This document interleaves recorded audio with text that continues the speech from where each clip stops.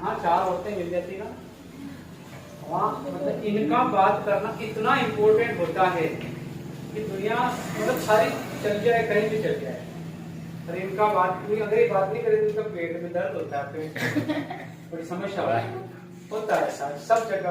आज की समस्या नहीं, युगों युगों से चली आ रही है। तो जहाँ 4 औरतें भेड़ जाती है, या तो किसी के घर का भेड़ा कर करके उठती होते ना, मतलब रहा नहीं जाता। क्या प्रॉब्लम है ऐसी क्या प्रॉब्लम है औरतों को कि मतलब बात करना जरूरी होता है? अच्छा, ये भूल जाती है ना ऐसी स्थिति में, अपन कहीं दूसरी जगह बैठे हैं तो भी। और अगर इनको एक बार क्या हुआ कि दो सहेलियां थी, और उन 2 सहेलियों का क्या हुआ कि किसी कारणवश उसने एक अपराध कर दिया। अपराध करने के बाद उनको जेल में बंद कर दिया, और जेल में बंद करने के मतलब उनको सजा हुई 20 साल की। 20 साल तक वो एक ही कमरे में रहे, खूब बातें करी उन्होंने 20 साल तक।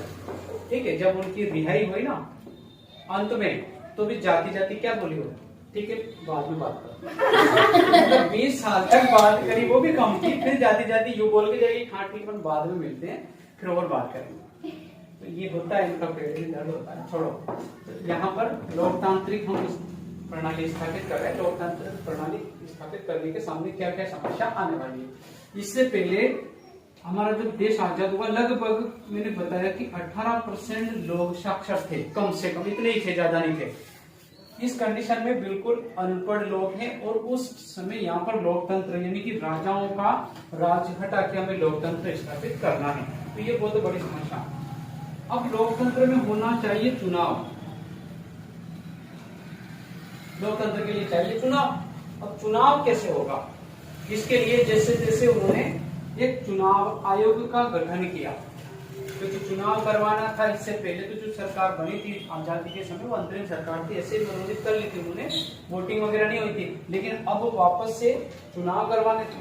तो चुनाव के लिए सबसे पहले प्रॉब्लम क्या थी कि चुनाव ऐसे तो नहीं कि 2 दिन में हो जाएगा। शुरू में इनको लग रहा था कि ये आसान है ना, शुरू में ऐसे लग रहा था कि आसान है कि हम इसको करवा लेंगे। और ऐसे जो बहुत सारे औपनिवेशिक देश थे, बहुत सारे ऐसे जो नव स्वतंत्र राष्ट्र हुए थे, जो नए नए आजाद हुए थे, किसी ने तो क्या करा कि लोकतंत्र को अपना लिया, किसी ने आधा अपनाया। किसी किसी जगह ये हुआ था जहाँ सेना थी, वो सेना ही वहां के राजा बन गई, कहीं कहीं राजतंत्र ही रह गया। लेकिन भारत एक विविधता वाला देश था, यहाँ पर कई भिन्नता थी, लेकिन भारत ने रास्ता लोकतंत्र का अपनाया कि भाई यहाँ पर हम लोकतंत्र अपनाएंगे। इसके लिए उन्होंने जो शुरू में आसान समझ रहे थे कि लोकतंत्र आसानी से हम अपना लेंगे, लेकिन ये मुश्किल था। मुश्किल इसलिए था कि भारत एक तो बड़ा देश है, दूसरी इसकी जो प्रॉब्लम थी कि इसकी जो आबादी थी वो बहुत ज्यादा थी। तो उस समय सबसे जो समस्या आई थी पहले की वोटिंग करवाई जाए, लेकिन वोटिंग किसकी होनी चाहिए। तो उन्होंने एक तय करा कि आयु सीमा तय करती कि वयस्क मताधिकार। तो पहले उस वयस्क मताधिकार वालों की लिस्ट बनाई जाए कि जो वोट देने के लायक कौन कौन है। तो वो सूची बनाई गई। जैसे जैसे पूरे भारत में सर्वे किया और एक सूची बनाई वयस्क मताधिकारों की, तो उसमें बहुत सारे लगभग 40 से 1 लाख महिलाओं का नाम ही उसमें नहीं आया। कम से कम इतनी महिलाएं छूट गई, 40 लाख महिलाएं। उसका कारण है कि जो जिस सर्वे करवाने आया ना, तो उन्होंने उनका नाम ये तो फलाने की बेटी है ना, अल्लाह की बेटी है, ऐसे लिखवा दिया। मतलब पहले लोग कुछ भी ज्यादा समझदार नहीं थे, तो वो नाम सही लिखवा नहीं पाए। जैसे किसी का नाम था वो नहीं लिखा, उसके पिताजी का लिख दिया कि उनकी लड़की है। आई बात समझे। जैसा किसी का नाम कचरू लाल है, उसकी बेटी है कचरू लाल की बेटी, ऐसे लिख दिया। तो वो एक्सेप्ट ही नहीं कर रहा था वोटिंग लिस्ट में वो नाम। वो क्या हुआ ऐसे कोई, तो उसका फिर वापस संशोधन करना। तो ये लोकतंत्र के सामने चुनौती है। फिर उसके अलावा इतने सारे मतदान केंद्र बनाना, मतदान पे मतदान करवाना। अब लोग पढ़े लिखे नहीं, अब पढ़े लिखे नहीं है तो वो वोटिंग कैसे करेंगे। सबसे बड़ी प्रॉब्लम वोटिंग करेंगे तो कैसे, उनको पता ही नहीं, जिंदगी में पहली बार वोट देने जा रहे हैं। तो जो पहला आम चुनाव हुआ ना, उसमें बड़ी समस्या है, क्योंकि उनको वोटिंग का मतलब नहीं है। अब उनको अगर गांव में कोई पब्लिक है, उनको कोई जो सरकारी अधिकारी है, जैसे टीचर है, पटवारी है, जो भी है, ये वहां के उनको जाकर बोलेंगे कि आपको वोटिंग डालनी है, तो लोग समझ नहीं पा रहे वोट कैसे डालना है, कहाँ पर डालना है, क्यों डालना है, किसको डालना है, हमको क्या मिलेगा, मतलब बहुत सारे 17 क्वेश्चन। अब उन सबको संतुष्ट करना, ये सबसे बड़ी प्रॉब्लम। तो उस कंडीशन में तो ये जो हुआ था, ये उसके सामने बड़ी समस्या आई थी कि लोकतंत्र प्रणाली स्थापित करना। इसके सामने समस्या की अगर बात करें तो गरीबी एक बहुत बड़ी समस्या थी। एक और समस्या थी अशिक्षा। अशिक्षा की वजह से भी वोटिंग सही नहीं होगी, क्योंकि अशिक्षित। अब जैसे पहले वोटिंग देने के लिए क्या करना पड़ता था, महिलाओं को या पुरुष को जो भी वोट देने जाता था, उनको दी जाती थी पर्ची, लंबी सी पर्ची होती थी। अब तो इलेक्ट्रॉनिक वोटिंग मशीन आ गई, ईवीएम, जहाँ पर बटन दबाना होता है। यानी तुम्हें पता नहीं, तुमने वोट नहीं डाला कभी, नहीं डाला ना, चारों को पता है। पहले ऐसा होता था कि मशीन लेके पर्ची दी जाती थी, और इस पर्ची के ऊपर क्या होता था, उम्मीदवार का नाम, नाम के आगे उसका चुनाव चिन्ह, और वहां पर एक खाली बॉक्स होता था, मतलब उसमें उसको क्या करना था, सील या ठप्पा लगाना पड़ता था। एक सील होती थी, तो वो इसके यहाँ पे लगाना पड़ते थे, ठीक है। जैसे सभी उम्मीदवारों के ऐसे नाम होते थे, जितने जने खड़े उनके नाम, उनके चुनाव चिन्ह, और उसके आगे ऐसे खाली जगह थी, जिससे इसमें ठप्पा लगाना पड़ता था। ये ऐसे सील पड़ी रहती थी वहां पे, तो उसको पेड़ में लगा के, जिसको चुनाव अपन वोट दे रहे उसके वहां पे लगा दो, पर्ची को उभरी करके वहां पर एक पेटी रखी जाती थी। इस पेटी के यहाँ पर छेद होता था, उसमें डाल दो, गड़ी करके डाल दो, ऐसे होता था। तो सभी जो इंटर होते थे ना, जहाँ पर चुनाव हो रहे, तो उस कमरे में जैसे इंटर होता, वहां पर उसका नाम वगैरह लिख के उसको एक पर्ची दी जाती थी, और ये पर्ची लेकर वहां पर एक टेबल रखी रहती, उस टेबल के ऊपर वो सील रहती थी। तो वो बंदा, उसको कोई नहीं देखे, ऐसी जगह मतलब उसको रखा जाता था बिल्कुल कोने में, इसके वो अपने मनपसंद उम्मीदवार को देख के ठप्पा लगा के खड़ी करके रखता था। तो ये मतलब सबके बस की बात नहीं थी, क्योंकि पहली बार जा रहे ना, घबरा जा रहे, क्या करना। दूसरी बात, ये सील लगानी, महिला इतनी पढ़ी लिखी नहीं, तो वो कहीं भी लगा के आ रही हो, कहीं इसके नाम पे लगा दिया, कहीं बीच में लगा दिया, कहीं कहीं लगा दिया। और बहुत सारी परोपकारी महिलाएं होती है, पुरुष भी होते हैं पर महिलाएं ज्यादा होती है परोपकारी। परोपकार मतलब जानते हो, परोपकार जानते हो, दूसरों का उपकार करना, कल्याण करना।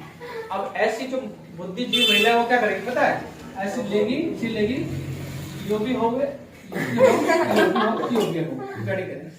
सब दे दिया, तो कोई नाराजगी नहीं, वो वोट रिजेक्ट होता, वो नहीं गिना जाता। गिना वही जाता है जो एक लगा है। अगर किसी ने इसके ऊपर लगा दिया या बीच में, वो भी रिजेक्ट।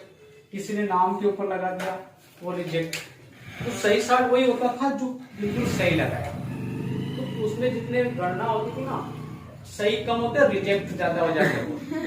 तो ये किस वजह से होता, अशिक्षा की वजह से।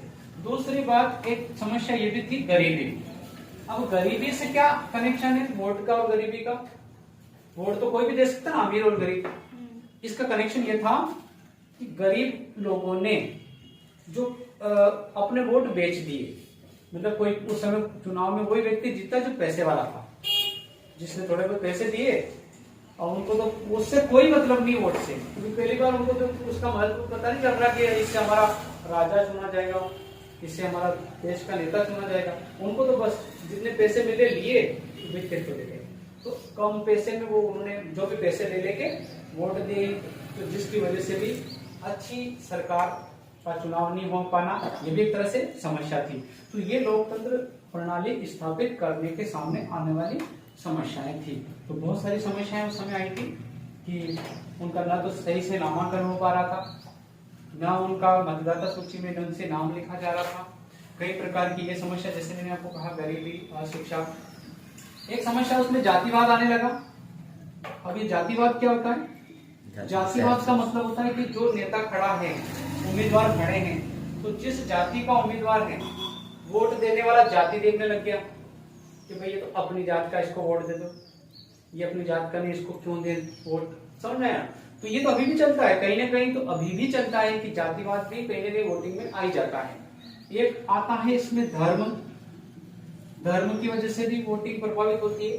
मान लो कोई हिंदू है तो उसको हिंदू लोग वोट दे रहे, मुस्लिम नहीं दे रहे। अगर मुस्लिम उम्मीदवार है और वहां पर हिंदू लोग हैं ज्यादा तो वो उसको वोटिंग नहीं दे रहे।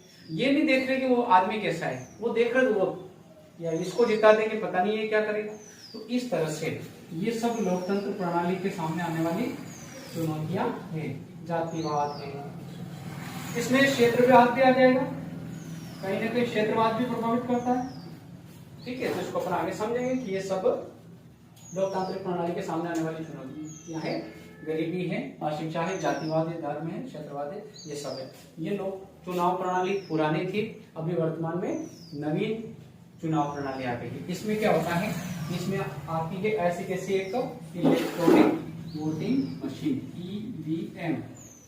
ईवीएम मशीन बोलते हैं, इलेक्ट्रॉनिक वोटिंग मशीन। अब यहाँ पर ऐसी कैसी मशीन होती है और उम्मीदवार का नाम, चुनाव चिन्ह और उसके आगे होता है एक बटन। इसके अलावा यहाँ पर एक रेड बत्ती होती है जो बीप की आवाज करती है।